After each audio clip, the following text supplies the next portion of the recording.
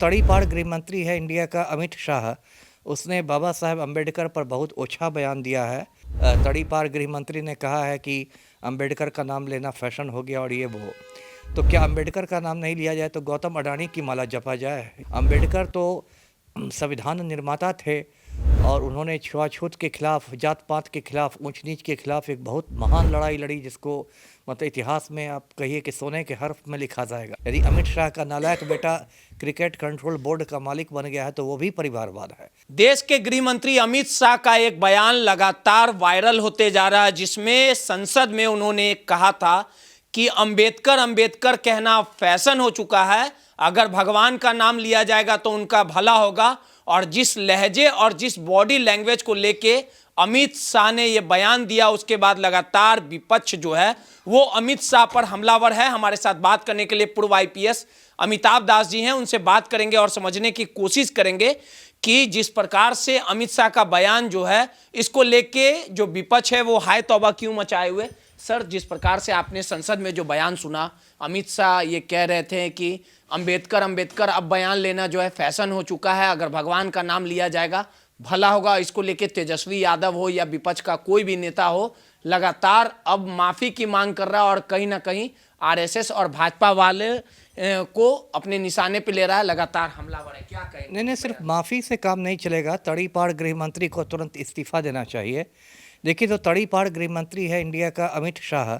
उसने बाबा साहेब अम्बेडकर पर बहुत ओछा बयान दिया है और जैसा कि आपने बताया दर्शकों को, तड़ीपार गृह मंत्री ने कहा है कि अम्बेडकर का नाम लेना फैशन हो गया और ये वो।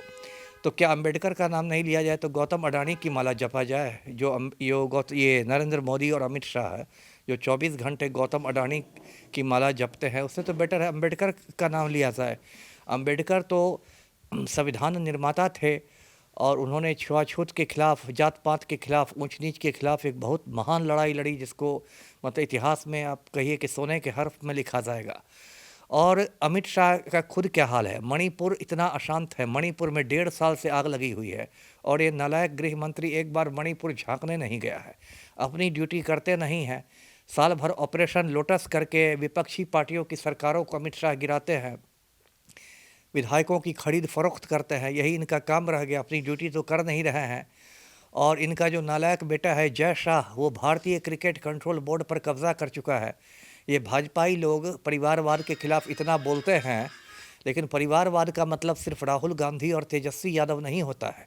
यदि अमित शाह का नालायक बेटा क्रिकेट कंट्रोल बोर्ड का मालिक बन गया है तो वो भी परिवारवाद है। और अम्बेडकर कोई मामूली आदमी नहीं थे, उनके पास जितनी डिग्रियां थी उतनी डिग्रियां लेने में तड़ीपार को अभी 7 जन्म लगेंगे। और अम्बेडकर ने इस देश के संविधान की रचना की। मैं दर्शकों को बताऊं कि भारत का संविधान जो बना, उसमें जो सबसे महत्वपूर्ण कमेटी थी, जिसको ड्राफ्टिंग कमेटी कहते हैं, जिससे संविधान लेखन का काम किया था, अम्बेडकर साहब उसके चेयरमैन थे। तो ये कोई मामूली काम नहीं था। और ये लोग जो बोलते हैं, इसलिए बोलते हैं क्योंकि इनकी एक दलित विरोधी मानसिकता है। ये जो पूरा आरएसएस और बीजेपी का जो गिरोह है, ये जनेऊ जिहाद करता है। ये चाहता है कि देश में ब्राह्मणों का वर्चस्व स्थापित हो जाए और ये मनुस्मृति के अनुसार देश को चलाना चाहता है। इसलिए संविधान पर और संविधान निर्माता पर बार बार हमले करता है।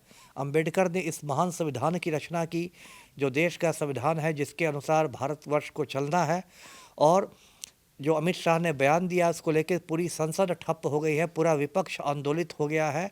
और मैं आपके चैनल के माध्यम से अमित शाह तड़ीपार के इस्तीफे की मांग करता हूं। जी सर, कई दफ़ा ऐसा भी मामला सामने आया है, जिस प्रकार से कहीं ना कहीं भाजपा भी बोली है कि हम भी संविधान को मानते हैं, हम अंबेडकर को मानते हैं। बिहार में कई ऐसे दलित नेता भी हैं जो बड़े चेहरे हैं, चिराग पासवान की बात कर ली जाए, जीतन राम मांझी की बात कर ली जाए, तो कहीं ना कहीं सीधे तौर पे भाजपा का कहना है कि जो प्रेजेंट किया गया है विरोधियों के द्वारा, वो गलत प्रेजेंटेशन है। अमित शाह की ऐसी कोई मानसिकता नहीं थी। अब ये तो भाजपा इसलिए बैकफुट पर आ गई है क्योंकि भाजपा को दलित वोट बैंक का डर सताने लगा है। भाजपा को डर लगने लगा है कि यदि अम्बेडकर के बारे में जो ओछी बात कही गई, उसको लेकर यदि दलित वोट बैंक नाराज़ हो जाएगा तो भाजपा को चुनावी नुकसान हो जाएगा।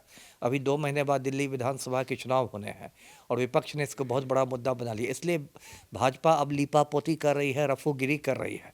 अमित शाह की ऐसी मानसिकता नहीं थी तो उन्होंने ऐसी बात कही क्यों? उन्होंने अम्बेडकर का मजाक क्यों उड़ाया? यदि हाँ हाँ, पूरा हिंदुस्तान ने सुना है, मेरे भी मोबाइल पर वो वीडियो आया है। ऐसा मैं सुने बिना थोड़े कह रहा हूँ। तो जो भी अमित शाह ने कहा है वो गलत है उनको। और अब मैं बता दूं दर्शकों को कि अमित शाह जैसे लोग 7 जन्म में भी अंबेडकर के पैर की धूल नहीं बन सकते। अमित शाह और नरेंद्र मोदी जैसे लोग गौतम अडानी के ही चपरासी बनने लायक है। जिस प्रकार से बयान दिया गया है संसद में, अमित शाह ने जो बयान दिया, इसको लेके बिहार के जो बड़े दलित चेहरे हैं, जीतन राम मांझी, चिराग पासवान की बात करेगा, ये काहे चुप है? ये इसलिए चुप है क्योंकि कुर्सी से इनको प्रेम है ना। भाजपा के ही सहयोगी बन के ये कुर्सी से चिपके हुए हैं। के मानने वाले लोग हैं, हमेशा हाँ ठीक है, लेकिन कुर्सी से तो प्रेम है ना। भाजपा के दो दलितों का, जो दलित नेताओं का आपने नाम लिया, तथा कथित दलित नेताओं का, तो ये दोनों तो कुर्सी के प्रेमी हैं। चिराग पासवान और जीतन राम मांझी दोनों मोदी सरकार में बैठे हुए हैं, तो इनके मुंह में दही जम गया है। यदि इनमें शर्म हया हो, जमीर हो, तो जीतन राम मांझी और चिराग पासवान दोनों को तत्काल इस्तीफा दे देना चाहिए मोदी कैबिनेट से। यदि जरा भी इनके मन में अम्बेडकर साहब के, हाँ, अमित शाह के बयान के विरोध में यदि जरा भी इनके मन में अम्बेडकर साहब के प्रति श्रद्धा हो, तो ये जीतन राम मांझी और चिराग पासवान दोनों को इस्तीफा दे देना चाहिए। लेकिन ये लोग तो कुर्सी से चिपक गए फेविकोल लगा के, तो इस्तीफा कैसे देंगे? अब तो बात बनाएंगे जी। सीधे तौर पे पूर्व आईपीएस अमिताभ दास सर थे, और जिस प्रकार से अमित शाह का जो बयान लगातार वायरल हो रहा और इसको लेके हाय तौबा मची हुई है, लगातार अमिताभ दास ने कहा है कि अमित शाह पे कहीं ना कहीं जिस प्रकार से माफ़ी मांगे और इस्तीफा दे, वहीं बिहार में दो जो बड़े दलित चेहरे हैं, जीतन राम मांझी और चिराग पासवान, इसको लेके अभी तक इनका बयान तक नहीं आया। सहयोगी अनिल के साथ रोहित, दर्श न्यूज़, पटना।